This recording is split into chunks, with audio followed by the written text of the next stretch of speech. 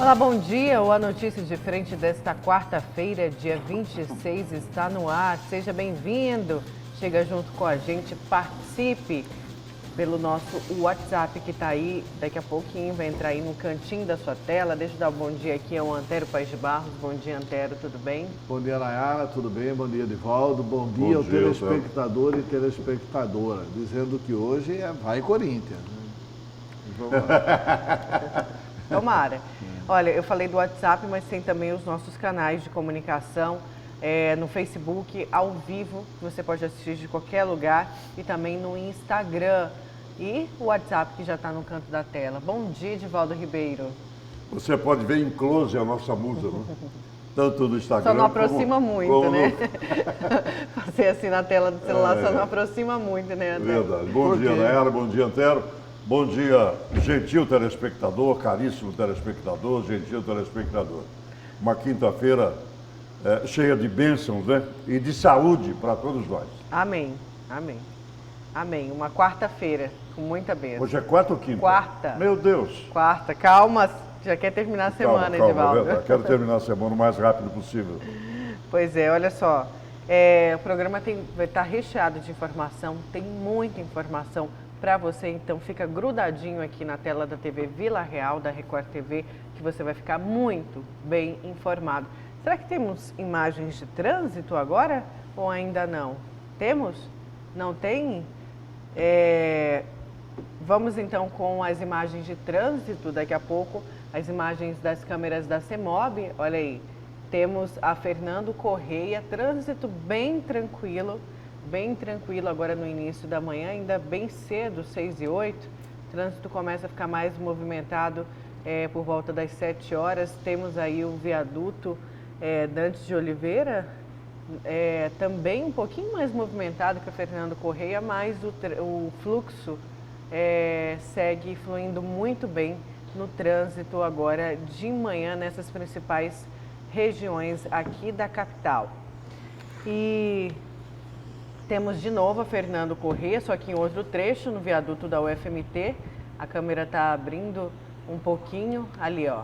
Temos um movimento um pouquinho maior agora nesse trecho da Fernando Correia, mas ainda fluindo, trânsito fluindo muito bem. Quem quer fugir do congestionamento é o horário para sair de casa, né, Edivaldo?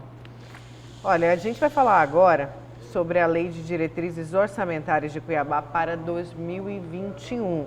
A LDO prevê um investimento público municipal no ano que vem no valor de 3.294 bilhões de reais. A sessão realizada ontem, terça-feira, na Câmara de Cuiabá, antes da LDO, os parlamentares derrubaram o veto do prefeito sobre a presença de animais em festividades. Vamos conferir na reportagem do Antônio Carlos Silva. Inicialmente, 22 vereadores derrubaram um veto do prefeito de Cuiabá, Emanuel Pinheiro, a uma emenda parlamentar, a Lei Municipal 6.512 de janeiro deste ano. A legislação proíbe veículos com tração animal na capital. O autor da emenda, agora garantida na lei, explica por que propôs autorização para a presença de animais em festividades de Cuiabá. Todos os vereadores, através de 22 votos aí pela derrubada do veto, é porque entendimento da tradição cuiabana. Nós não estamos penalizando e nem voltando à lei. Nós estamos mantendo a tradição. Porque essas associações, essas comitivas, eles fazem um excelente trabalho com os animais. E todos esses animais, qualquer comitiva, qualquer cavalgada que tem, existe o acompanhamento também da vigilância sanitária e dos fiscais sanitários também. Então existe esse trabalho e isso que nossa emenda veio para corrigir essa arbitrariedade do executivo que proibia a questão do folclore, da nossa cuiabania, que Cuiabá foi geralmente explorada aqui, através da Cochipó do Ouro, a questão de forquilha, foi tudo através dos animais, sabe? Então essa tradição é muito grande e com certeza essa lei veio para corrigir aquilo que estava, o projeto que vinha proibindo de um modo geral, mas somos totalmente a favor do bem-estar dos animais e contra os maltratos de qualquer animais que sejam.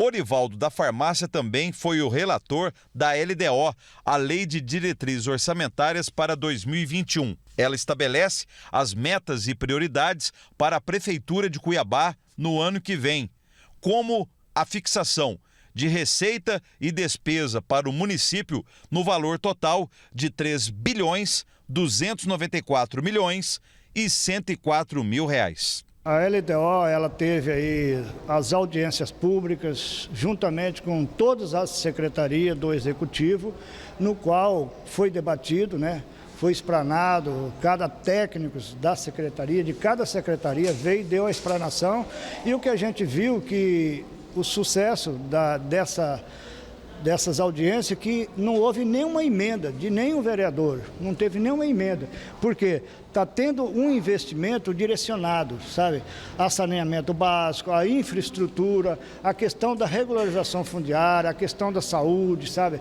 a questão da educação. Então foi feito um planejamento, cada secretário, cada um se debatemos, no qual que não houve nenhuma emenda, sabe, supondo qualquer alteração na LDO de 2021. Em sessão extraordinária na manhã desta terça-feira, o projeto da LDO de Cuiabá para 2021 foi aprovado pelos vereadores da capital, sem emendas parlamentares. Hoje ela está indo em votação agora, e com certeza vai ser aprovada da maneira que o Executivo mandou para cá e conforme as explicações de convincente de cada secretário e de cada técnico que, através da audiência, videoconferência, foi explanada, e todos os vereadores e até a participação também da população, via Facebook, via redes sociais, participou, e isso aí eu acho que é muito importante, cada vez mais a sociedade participar desses debates. Nesta quarta-feira, a partir das 2h da tarde, o promotor de Justiça do Meio Ambiente, Gerson Barbosa,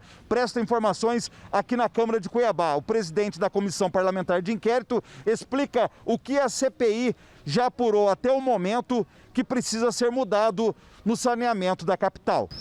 Resta duas oitivas para fechar a CPI que nós estamos trabalhando no saneamento, para redução da tarifa de esgoto na nossa capital.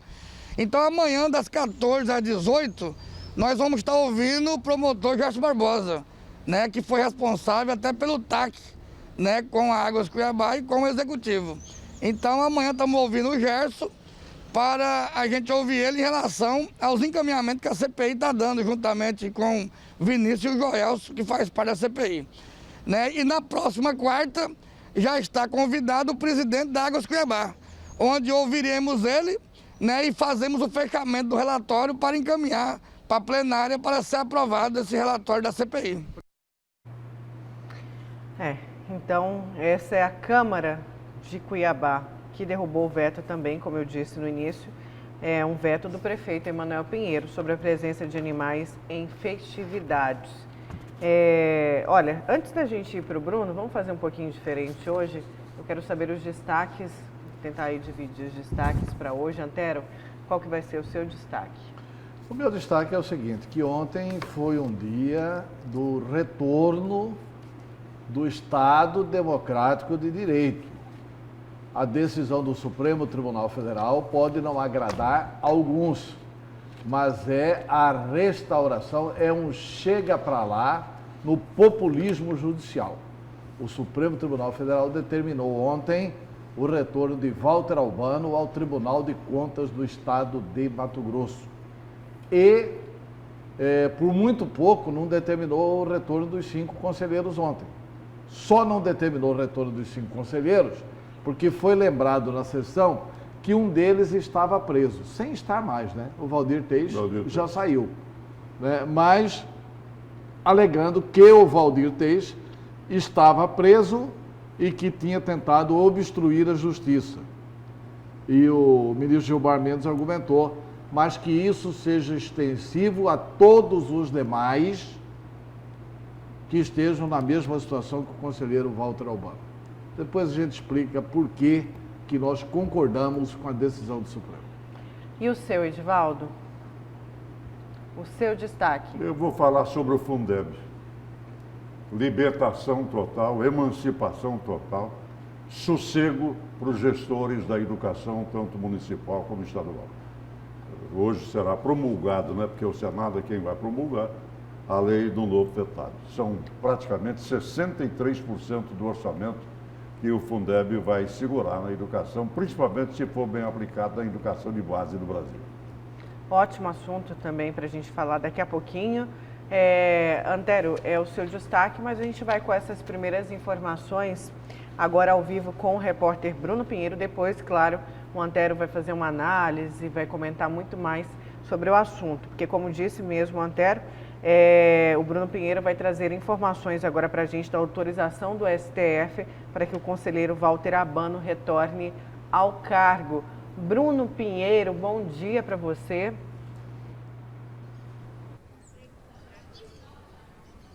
Olá, Nayara, muito bom dia. Exatamente como o Antero já falou, realmente a ministra Carmen Lúcia e também Edson Fachin, eles votaram contra, né, que fosse essa revogação, esse afastamento, que fosse mantido o afastamento do conselheiro aqui do estado de Mato Grosso. Já o ministro Gilmar Mendes, ele foi contra e votou para que revogasse o afastamento e em seguida também do ministro Ricardo Lewandowski. Essa decisão que deve favorecer também outros 4 conselheiros afastados aqui de Mato Grosso, José Carlos Novelli, Valdir Teis, que é um nome que a gente sempre fala aqui, que está envolvido inclusive na última fase da Operação Ararate, e também Sérgio Ricardo. De acordo com o ministro do STJ, existe uma análise de que ele estava envolvido em uma sociedade com Luiz Mauro Soares da Silva, uma sociedade empresarial avaliada em aproximadamente 4,5 milhões de reais. Ainda segundo o ministro, a investigação chegou a identificar algum outro contato imobiliário envolvendo Walter Albano e também Dulcelena Gomes de Oliveira, que seria uma ex-servidora comissionada que estava sempre ao lado dele. Então, isso que a investigação acabou apontando. Então, Walter Albano retorna à sua cadeira do Tribunal de Contas aqui de Mato Grosso e outros 4 conselheiros também devem ser favorecidos com essa decisão. A gente ressalta que na última Operação Ararate, a última fase, esse desdobramento da Polícia Federal, chegou até um dos escritórios de Valdir Teis, inclusive um vídeo que foi divulgado, né? Ele acabando saindo, deixando as escadas, rasgando alguns documentos, inclusive cheques. E agora, com essa decisão, deve também favorecer Valdir Teis. Sobre isso, sobre essa análise, se deve favorecer ou não, Antero sabe muito bem explicar aos nossos telespectadores o que deve acontecer a partir de agora e se essa decisão foi uma das melhores. Nayara. Isso mesmo, Bruno. Obrigada pelas suas informações, mas o Antero vai falar mais sobre esse assunto daqui a pouco, após o intervalo. Olha, vamos aqui com a participação dos nossos telespectadores. Restabelecida a internet.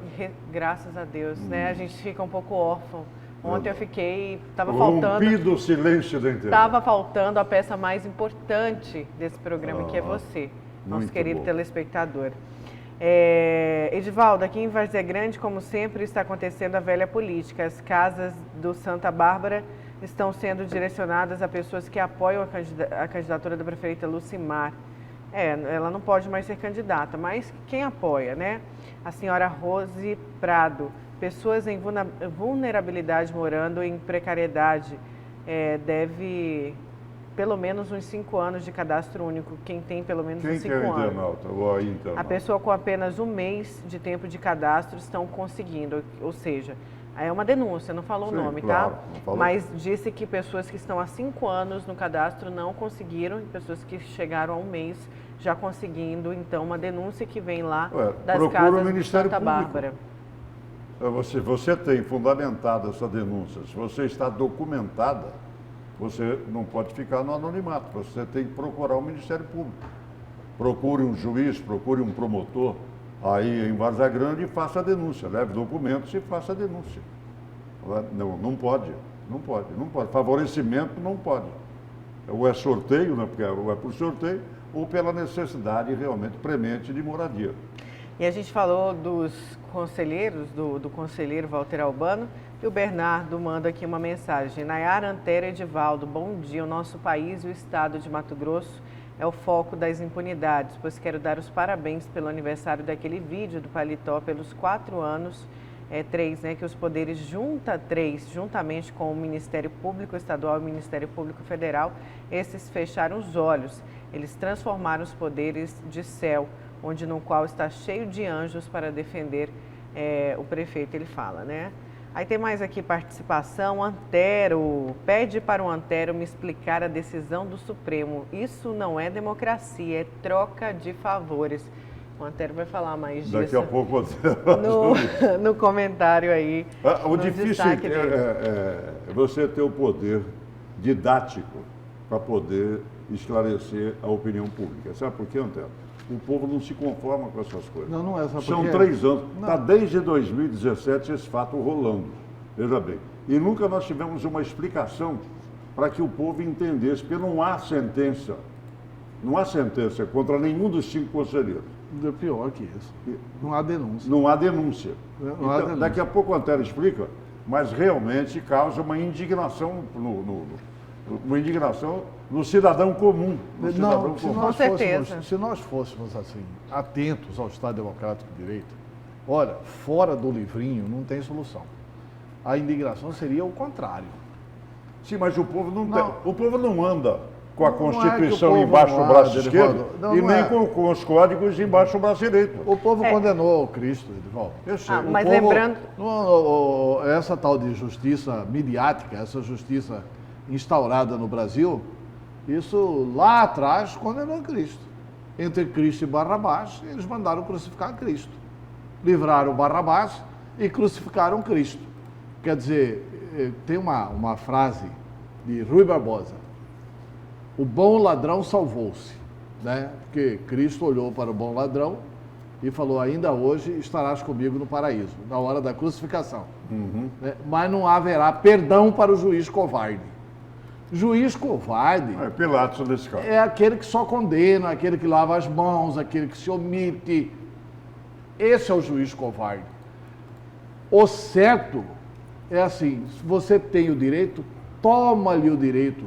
Juiz não é concurso de minha simpatia. Infelizmente, para a população, juiz honesto é quem condena. E para mim, juiz honesto é quem tem a coragem de condenar e tem a coragem de absolver. Veja bem, vocês querem mais do que o Deltan Dallagnol esculhambou o Supremo Tribunal Federal? Ele foi absolvido agora no Supremo Tribunal Federal. Essa é a beleza do Poder Judiciário. É você julgar com imparcialidade, com independência, etc. e tal. Então, eu vou explicar essa situação do Walter Albano e a minha indignação é o contrário. Eu não gostaria de ter nenhum parente meu, porque no livrinho que a gente estudou direito está escrito que o inquérito deve demorar 81 dias. No máximo. No máximo. Tem 3 anos. A gente vai falar mais disso daqui a pouquinho, até porque falamos ontem do aniversário, né, da impunidade após delação e toda essa... Não, confundir uma coisa com outra. Mas tudo foi fruto da delação do ex-governador Silval Barbosa, a Operação Malebouge, a denúncia contra os conselheiros, mas a gente vai falar mais durante o seu destaque. É até bom realmente ver o conteúdo da delação do Silval Barbosa e confrontar isso com a lei. Com a lei. Né? Vamos daqui a pouco falar sobre isso. Antes eu quero ir aqui ao GD, o portal Gazeta Digital, falar de política das eleições 2020. Aliados preparam reunião para Emanuel anunciar disputa à reeleição. O grupo político do prefeito Emanuel Pinheiro planeja uma grande reunião para lançar a pré-candidatura do MDBista à reeleição. O chefe do executivo está em Brasília, segundo informações em agenda administrativa. Porém, o tema eleição tem sido tratado com liderança da sigla. Apoiadores de Emanuel já pediram ao prefeito para oficializar o seu nome para a disputa municipal. De acordo com o dirigente do PP, Eusébio Diniz, os partidos favoráveis à candidatura de Emanuel querem dialogar com o MDBista. nós queremos que ele oficialize a sua candidatura o quanto antes, porque nós entendemos que não tem outros nomes possíveis em Cuiabá. Já fechamos nosso apoio ao Emanuel para a Prefeitura e ao Carlos Fávaro para o Senado, disse Diniz. Então, alguns partidos aí já se manifestaram a favor, né, da reeleição do prefeito, como o PP, o PTB, o PV, Republicanos, PL, PSB, PSDB, PTC e Solidariedade. O Eusébio tem muita força. Aliás, nos vê, nos assiste todo dia. Bom dia, Eusébio Diniz. Tem muita força no PP. Muita força no PP. A voz do Eusébio é ouvida, realmente, ressoa no PP. Eu acho que o PP fechou com isso. Já vinha com o Emanuel. O PP vai tem continuar. a Secretaria de Obras. Lá, exatamente. tal, né? Tem lá o Vanderlust. Aliás, por sinal, um bom secretário. Está afastado agora. Está afastado, mas foi um bom secretário. Foi excelente secretário. Foi excelente secretário. Ele fez omelete sem quebrar ovos, porque a coisa está... porque conseguir ser bom no governo do Emanuel é uma proeza. Ele então, se destacou. Parabéns ao Vanderlust. O Vanderlust se destacou. Conseguir ser bom, não se deixar contaminar, não ter nenhum problema de corrupção. E ele não está mais, né, na pasta. Não, saiu. Ele saiu. Vai ajudar o Emanuel na campanha. Olha, vamos pro... Você quer destacar alguma coisa? Essa do Emanuel, ela foi destaque também no Bom da Notícia. Sim, e para falar do Bom da Notícia, com a permissão da minha produtora, amanhã, 3 horas da tarde, nós vamos conversar com o Antero Pagibá. Um jogo limpo, né?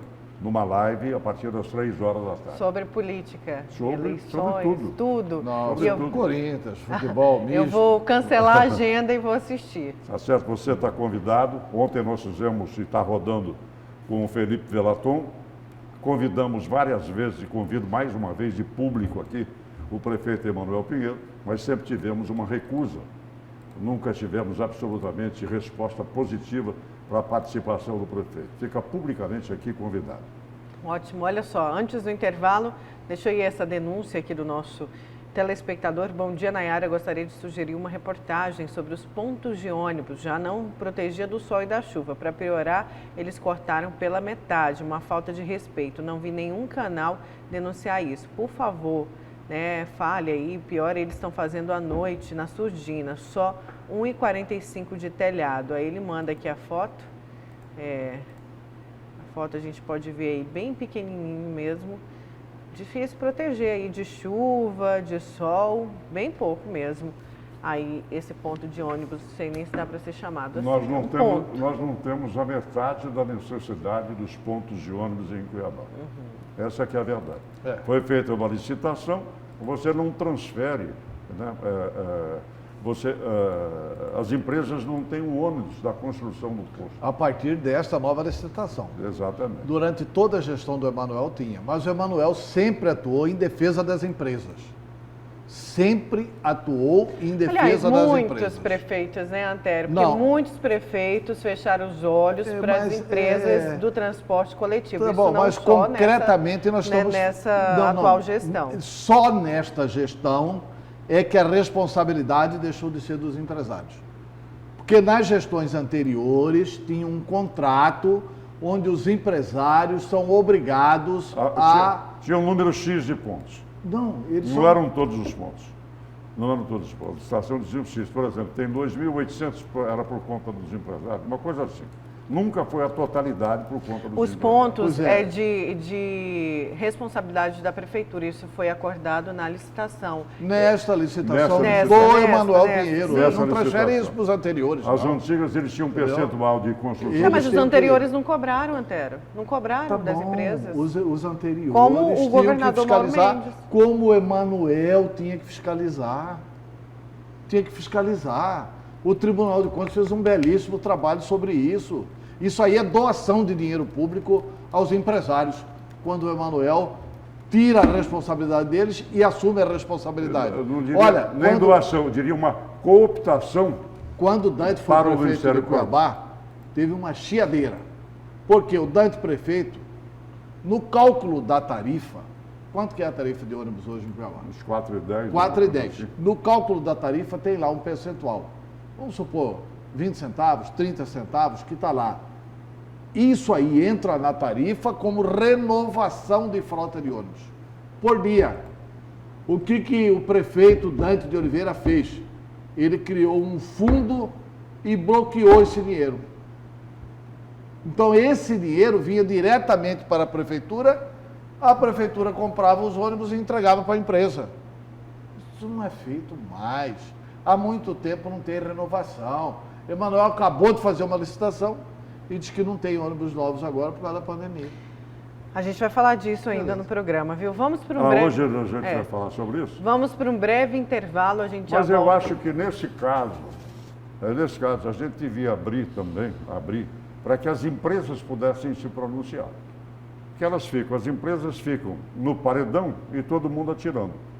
Deve ter suas razões para agir dessa forma. A razão está correta. Não, É razão empresarial mas do máximo lucro. Mas se deram para eles de mão beijada tudo isso, Muito obrigado. Né? Muito obrigado. Eles têm direito a falar. Olha, têm direito a falar. Vamos para um breve intervalo. Na volta tem mais a Notícia de Frente.